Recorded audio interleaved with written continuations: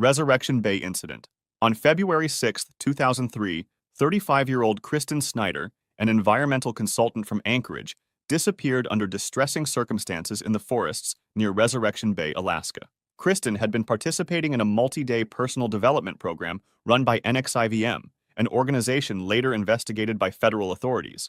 During the training, people close to her noticed that her mental state was rapidly deteriorating. She became sleep-deprived, emotionally unstable, and at times confused. After leaving one of the sessions early, she vanished. The next day, her vehicle was found near a remote shoreline in Resurrection Bay. Inside, investigators found a notebook containing handwritten messages expressing emotional distress. A search was launched immediately. Authorities scoured the nearby waters and forested coastline, but no trace of Kristen or the kayak she was believed to have taken was ever found. Her disappearance was officially ruled as presumed voluntary, and over time, investigators concluded she had likely entered the water on her own. Although her body was never recovered, the evidence suggested a tragic outcome. The case was fully documented by state authorities, and it remains one of several incidents cited during later investigations into NXIVM's internal practices. Southern Oregon Forest.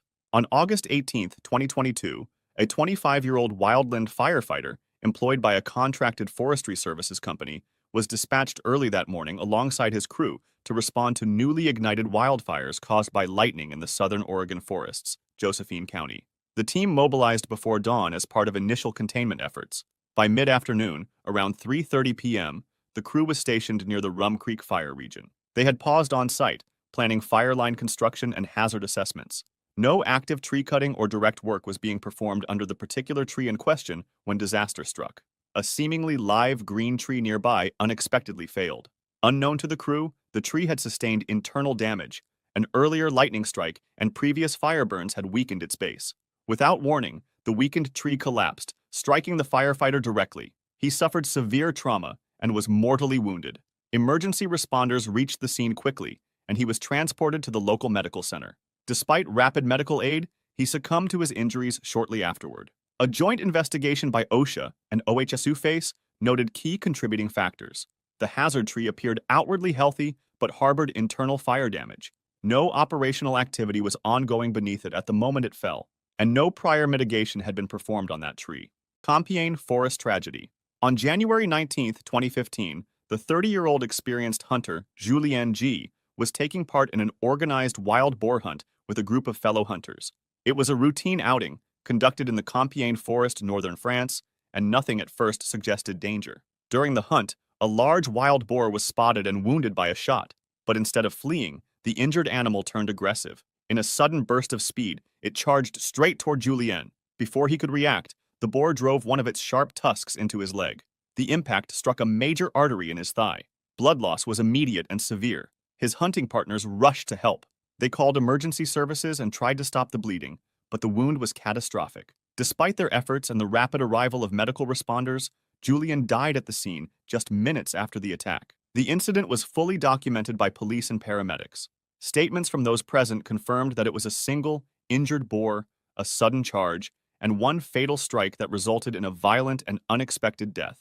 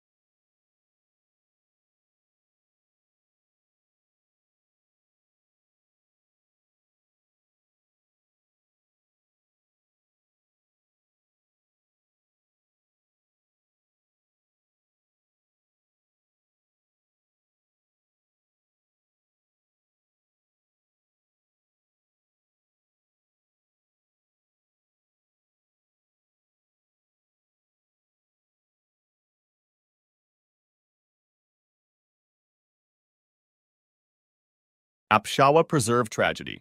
It was a quiet Sunday afternoon in September 2014. Darsh Patel, a 22-year-old computer science student at Rutgers University, was out hiking with four friends. They had decided to explore the Apshawa Preserve, a densely wooded area in West Milford, New Jersey. None of them had been there before. As they followed one of the narrow trails, they spotted a black bear in the distance. It was standing still, watching them from about 100 meters away. Instead of backing away, the group stopped to take pictures. Some of them even took selfies with the bear visible in the background. But the situation changed quickly. The bear began to move toward them. At first, it was a slow approach, almost cautious. Then its behavior became more focused and direct. It wasn't running, but it wasn't stopping either. The group panicked. They turned and ran in different directions. Darsh was last seen running down a separate path. The others lost sight of him. After reaching the edge of the preserve and realizing he hadn't made it out, they contacted the police. A search team was sent in. About 2 hours later, officers discovered Darsh's body approximately 60 yards off the trail. The injuries were severe. He had been bitten and clawed repeatedly. His clothes were torn, and the scene made it clear how violent the struggle had been. A black bear was still nearby when authorities arrived. It showed no fear of humans and didn't retreat, which is highly unusual. Officials decided the animal was too dangerous and had to be put down. Darsh's phone was found near his body. It was damaged, but several photos were recovered. Among them were images of the bear, taken shortly before the attack.